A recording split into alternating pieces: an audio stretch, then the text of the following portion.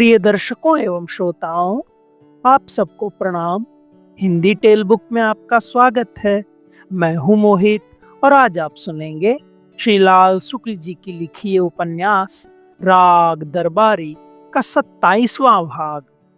उम्मीद है आपने इससे पहले के सारे भागों को सुन रखा है।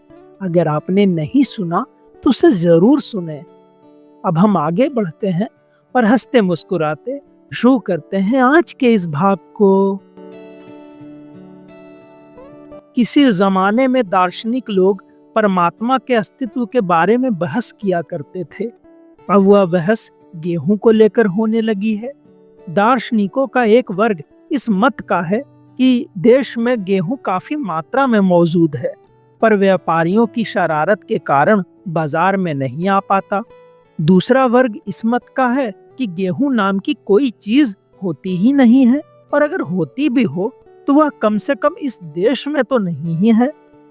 बहस का यह दौर कुछ दिनों से शिवपालगंज में भी आ गया था, और वहां गेहूं के साथ ही लोग दूध, दही, घी आदि के बारे में भी नास्तिकता दिखाने लगे थे। ऐसे भूखमरे वातावरण में अखाड़े क्या खाकर या खिलाकर चलते। कुछ वर्ष पहले गांव के लड़के कसरत और कुश्ती से चूर चूर होकर घर लौटते तो कम से कम उन्हें भिगोए हुए चने और मट्ठे का सहारा था। अब वह सहारा भी टूटने लगा था। यह और इस प्रकार के कई तथ्य मिलकर कुछ ऐसा वातावरण पैदा कर रहे थे कि गांव में नौजवानों को निकम्मा बन जाने के सिवाय और दूसरा कार्यक्रम ही नहीं मिलता था। वे फटे पुराने पर रंगीन पतलूनों पायजामों के सहारे अपनी दुबली पतली टांगों को ढककर और सीने पर गोश्त हो या ना हो, सीने के अंदर सायरा बानू के साथ सोने का अरमान भरकर गली कूचों में अपने पान की पीक फैलाते हुए निरुद्देश्य घूमा करते थे। उनमें बहुत से कभी कभी खेतों, कारखानों और जेलों का चक्कर भी लगा आते थे। जो वहां जाते हुए हिचकते थे वे स्थानीय कॉलेजों में बांगड़ूपन की शिक्षा ग्रहण करने के लिए चले जाते। ये कॉलेज प्रायः किसी स्थानीय जननायक की प्रेरणा से शिक्षा प्रचार के लिए और वास्तव में उसके लिए विधानसभा या लोकसभा के चुनावों की जमीन तैयार करने के उद्देश्य से खोले गए थे, और उनका मुख्य कार्य कुछ मास्टरों और सरकारी अनुदानों का शोषण करना था।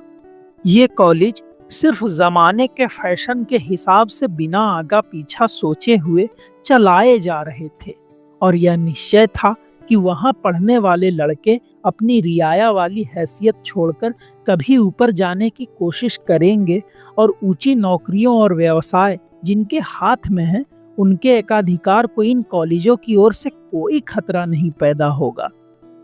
जो भी हो, इस हल्ले में अखाड़े खत्म हो रहे थे, और गांव के नौजवानों का शारीरिक विकास अब उनके मानसिक विकास के स्तर पर आ गया था। इस दृष्टि से शिवपालगंज में एक अखाड़े का होना और उस पर कई लड़कों का नियमित रूप से आना एक महत्वपूर्ण तथ्य था। कहने की जरूरत नहीं, यह बद्री पहलवान की वजह से था। वे कई सालों से अखाड़ों पर पहुंचकर कसरत करते, अपने पट्ठों को कुश्ती लड़ाते, और जब वे किसी को पटककर उसके शरीर के किसी भाग को घायल कर देते तो माना जाता था कि अब वह पूरा पहलवान हो गया है। कई दिन कसरत करने और कुश्ती लड़ने के बाद किसी पट्ठे का कराहते हुए घर लौटना इस बात का सबूत था कि वह अपने दीक्षांत समारोह से डिग्री लेकर वापस आ रहा है। अखाड़े से दो पहलवान झूमते हुए निकले। एक तो बद्री थे, दूसरे छोटे। दोनों की खोपड़ियां घुटी थी।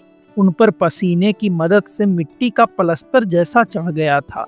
गर्दन पर पीछे की ओर से गैंडे जैसी झुर्रियां। दोनों ने लंगोट की पट्टी आगे हाथी की सूंड की तरह लटका ली थी। संकरी पट्टी के दोनों ओर से संक्षिप्त अंडकोश ब्रह्मांड में प्रदर्शित हो रहे थे।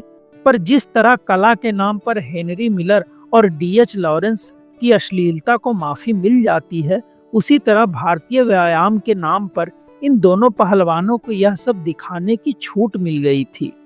छोटे पहलवान का दीक्षांत समारोह कई साल पहले हो चुका था, पर शायद अब उन्होंने कोई पोस्ट ग्रेजुएट डिग्री पाई थी, और इसलिए वे रह रहकर बहुत धीरे से कराह उठते थे। पर आत्मसम्मान के कारण वह कराह मुंह से हाय ना बनकर लंबी सांस के साथ हाव के रूप में निकलती थी। बद्री चुपचाप उनके साथ चल रहे थे, जैसे इन बातों से उनका कोई सारोकार ना हो। आज छोटे को बद्री पहलवान ने धोबी पाट के दांव से चित किया था। इस दांव का प्रयोग करने वाले पहलवान को एक ऊंचे दर्जे के कवि की तरह से काम करना पड़ता है। रविंद्रनाथ ठाकुर ने अपनी विजयनी नामक कविता में एक औरत के जलाशय में नहाते समय कामदेव आदि कुछ पात्रों की अद्भुत कल्पना की है। धोबी पाट लगाने के पहले पहलवान को उससे भी अधिक अद्भुत कल्पना करनी पड़ती है कि यह अखाड़ा नहीं बल्कि एक आकर्षक जलाशय है। समीरन प्रोलाप बोकीतो छीलो प्रच्छाय शगन पल्लव शयन तले। उस वातावरण में वह अपने को एक धोबी के रूप में देखता है और अपने प्रतिद्वंदी को किसी औरत के पेटीकोट की शक्ल में, फिर उसके हाथ को खींचकर अपने पीठ की ओर से कंधे पर लाते हुए जिस तरह धोबी पत्थर पर कपड़ा पटकता है, वह उसे अखाड़े के बीच पटक देता है। पटकते समय उसे यह ध्यान रखना पड़ता है कि पेटीकोट इस तरह गिरे कि उसका सामने वाला हिस्सा ऊपर रहे, यानी प्रतिद्वंदी जब पटका जाए तो वह चित गिरे। इसके बाद विजय विजय महान विजय, शत्रु जानू पाती बोशी, निर्वाक विषय भरे नत शिरे। बद्री पहलवान ने आज छोटे को पटकने में कुछ ज्यादा कल्पना लगा दी थी, यह सोचकर कि यहाँ अखाड़ा नहीं तालाब है। उन्होंने यह भी सोच लिया कि यह अखाड़े की मेड़ नहीं बल्कि घाट का पत्थर है। नतीजा यह हुआ कि जिस समय पहलवान ने चित होकर अखाड़े के ऊपर छाए हुए प्रच्छाय सघन पल्लव देखे तो उनकी निगाह के आगे चिंगारियां सी उड़ रही थी।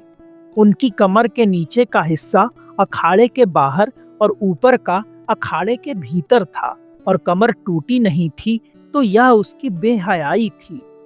बद्री पहलवान अगर छोटे के उस्ताद ना रहे होते तो वे इस वक्त आंख से आंसू और मुंह से फेना गिराते हुए उन्हें हजारों गालियां दे रहे होते, पर उस्ताद का लिहाज करके वे इस समय चुप थे और जब चुपचाप चलना कठिन हो जाता तो वो मुंह से एक हाव निकाल देते थे। पर विपत्ति यही नहीं समाप्त होनी थी। चलते चलते बद्री पहलवान ने पूछा, क्यों जी, तुम उस दिन जोगनाथ की गवाही में क्या क्या कह आए? कौन साला जोगनाथ का गवाह था? मैं तो पुलिस की गवाही देने गया था। छोटे ने लापरवाही से कमर का दर्द दबाकर जवाब दिया।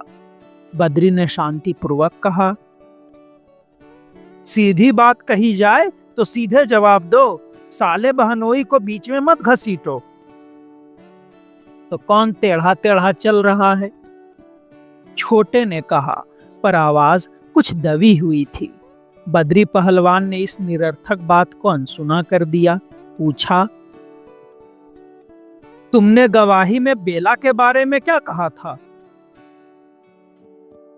कहना मुझे क्या था, जो मुंह में आया कह दिया।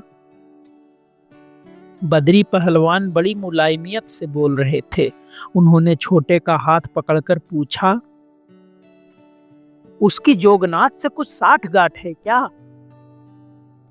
छोटे ने अपना हाथ धीरे से खींच लिया।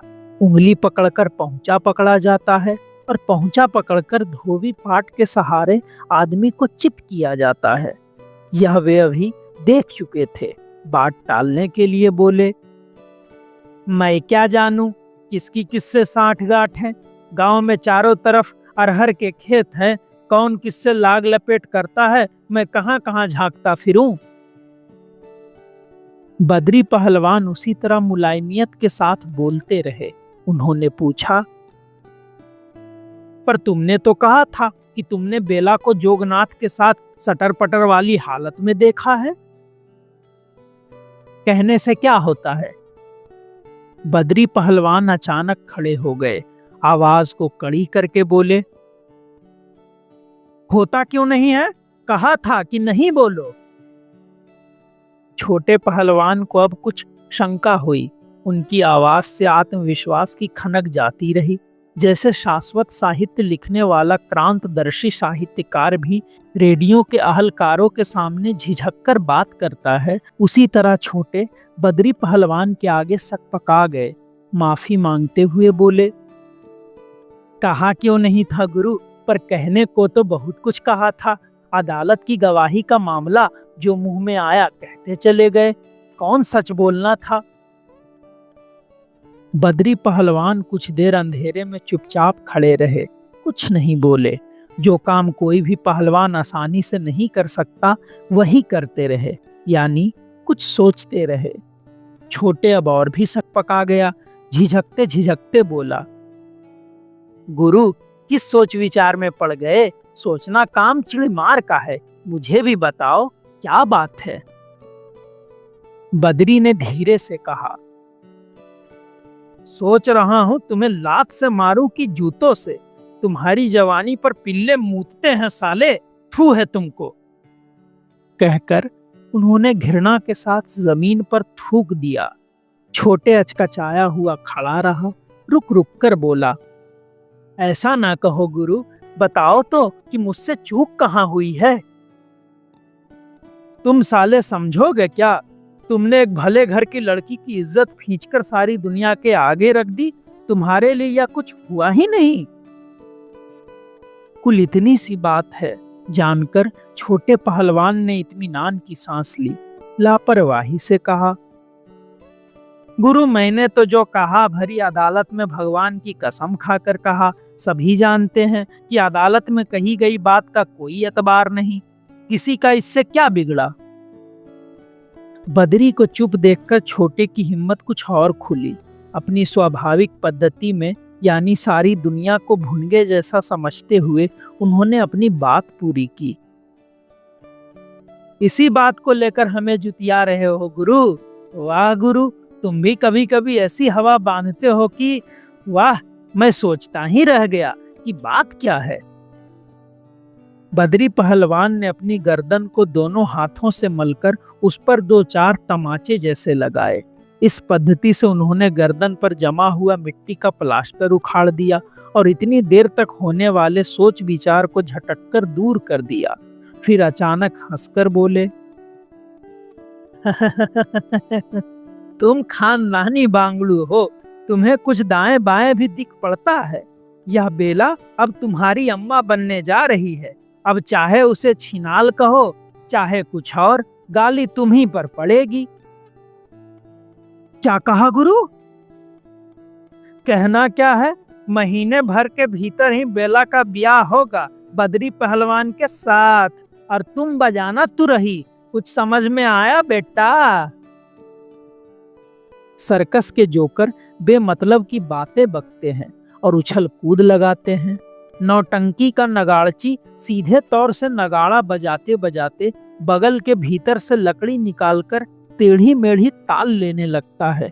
अखाड़े में दो तीन पहलवान हाथ के पंजों पर खड़े होकर बिच्छू की तरह चलते हैं। बछड़े शाम को घर लौटते वक्त सिर झुकाकर टेढ़े मेढ़े भागते हैं और उछलते हुए दूसरी ओर के तालाब में कूद पड़ते हैं। सनीचर बिना किसी वजह के अचानक कहा करता है, उर्र। बद्री पहलवान की बात सुनकर छोटे को लगा कि इसी तरह की निरर्थक बातों का एक ढेर जैसा उसके सामने पड़ा है और उसे किसी ने उस पर जोर से पटककर चित कर दिया है। उसके मुंह से यही निकला, क्या कहते हो गुरु? सुन नहीं रहे हो क्या कह रहा हूं? बद्री बहुत हल्के ढंग से मजाक सा करते हुए कह रहे थे। क्या बात है, कान में बहुत मैल बैठ गया है क्या? फिर सुन लो, बेला से मैं शादी कर रहा हूँ, उससे वादा कर चुका हूँ। उस दिन तुमने जब इजलास में उसकी बदनामी की तो मेरा एक एक रोआ सुलग उठा था। तबीयत हुई थी कि एक लप्पड़ मारकर तुम्हारा सर पेट में खोस दूं, पर तुम अपने चेले हो, पालक वालक समझकर माफ कर दिया। एक लंबी सांस खींचकर उन्होंने अपनी बात समाप्त की। खैर, जो हुआ सो हुआ, अब अपनी जबान पर लगाम लगाकर रहना। छोटे को अब भी लग रहा था कि वह निरर्थकता के ढेर पर चित पड़ा है और बद्री पहलवान जो कह रहे हैं वह किसी सपने की बात है। वह बोला, गुरु तुम बाभन वह बनिया, सोच समझकर बोलो, वैद महाराज ऐठ गए तो पूरी इसकी मसक जाएगी। बद्री पहलवान ने कहा, हाथी अपनी राह चलते जाते हैं, कुत्ते भूखते रहते हैं। छोटे ने लगभग गिड़गिड़ाते हुए कहा, गुरु तुम तो कहावत में बोल रहे हो, वैद्य जी इससे थोड़े ही मान जाएंगे। लगता था कि अपने मन का रहस्य खोलकर बद्री पहलवान हल्के हो गए हैं। उन्होंने इस बात का कोई जवाब नहीं दिया, सिर्फ सीटी बजाने लगे। कुछ देर चलते चलते छोटे के दिमाग में पूरी बात अपने वजन के साथ बैठी। बेला के बारे में कुछ दिन हुए खबर उठी थी कि रूपन बाबू ने उसको एक चिट्ठी लिखी है। उड़ते उड़ते यह बात भी उनके कान तक पहुंची थी कि कोई लड़की वैद्य जी की छत पर रात में आई थी और रंगनाथ से टकराकर वापस भाग गई थी। वैद्य जी की छत से जिन मकानों की छत पर जाया जा सकता है उनमें गयादीन का भी मकान था। एक दिन रूपन बाबू ने यह भी बताया था कि किसी लड़की की लिखी हुई चिट्ठी रंगनाथ के हाथ लगी है, पर रंगनाथ उसके बारे में कुछ बता नहीं रहा है। छोटे पहलवान को संदेह था कि रूपन बाबू कई दिनों से बेला को फंसाने के चक्कर में हैं और अब लगभग फंसा चुके हैं। इस दशा में अचानक इस समाचार ने बद्री पहलवान का बेला से संबंध है और वह इतनी गहराई तक जा चुका है, छोटे को लड़खड़ा दिया। वे पूछने लगे, पर गुरु बेला के लिए तो सुनते हैं रूपन बाबू ने कुछ लिखा पढ़ी की थी। हाँ की थी, लड़के हैं नासमझी कर बैठे। और सुनते हैं उधर से भी कोई चिट्ठी आई थी। बद्री पहलवान ने घुड़क कर पूछा, किसने बताया तुम्हें? किसी ने भी नहीं गुरु। तो जाना कैसे? सुना था गुरु। किससे सुना था? याद नहीं गुरु, पर किसी ने ऐसे ही कुछ उड़ती उड़ती बात की थी। बद्री पहलवान चुप हो गए। जब कोई आदमी बातचीत में ऐसा रुख अपना ले जैसा कि पेशेवर गवाह कचहरी में सच कहने की कसम खाकर जिराह में दिखाते हैं, तो आगे सवाल पूछना बेकार है। बद्री ने कुछ देर चुप रहकर साफ तौर से कहा, हाँ चिट्ठी आई थी, मेरे लिए थी, पर वह चिट्ठी नहीं थी। आजकल की लड़कियों के चोचले गाने बजाने की बातें थी। छोटे ने खुशामद करते हुए पूछा, तो गुरु यह किस्सा तो कई साल से चल रहा होगा, छत ही पर।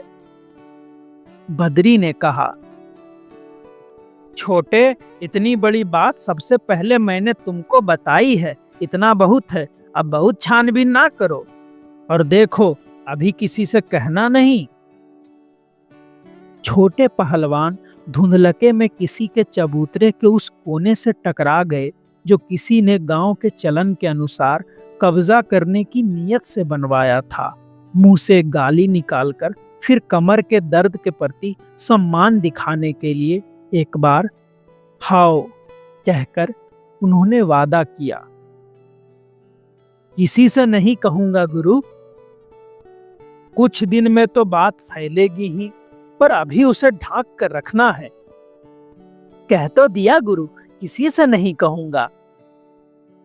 कुछ देर बाद बद्री पहलवान हंसने लगे, बोले, पर वाह रे छोटे, तुमने भी क्या जोड़ मिलाया। बेला जोगनाथ से साठगांठ करेगी। हो साला दमड़ी के गुड़ जैसा है, बेला उसका हाथ पकड़ ले तो रिरियाने लगेगा। उसी से तुमने भिड़ा दिया बेला को। रहे तुम खड्डूस के खड्डूस। छोटे पहलवान की कमर में एक हुक सी उठी। लगा धोबी पाट देकर उन्हें किसी ने दोबारा पटक दिया है। एक दूसरे से अलग होने के पहले बद्री ने फिर छोटे को आगाह किया कि अभी मेरे और बेला के संबंधों का कहीं जिक्र मत करना। छोटे ने निष्ठापूर्वक गोपनीयता की शपथ ली, पर वह शपथ गोपनीयता की उन सभी शपथों जैसी थी जो राजभवनों में ली जाती है, और परिणाम स्वरूप दूसरे ही दिन बद्री पहलवान को कई ऐसे लोग मिले जो उन्हें बदली हुई नजरों से देख रहे थे। अभी आप सुन रहे थे श्री लाल शुक्ल जी की लिखी ये उपन्यास राग दरबारी का 27वां भाग। आपको ये भाग कैसा लगा ये हमें जरूर बताएं। हम जल्द ही इसके अगले भाग के साथ लौटेंगे। तब तक के लिए धन्यवाद।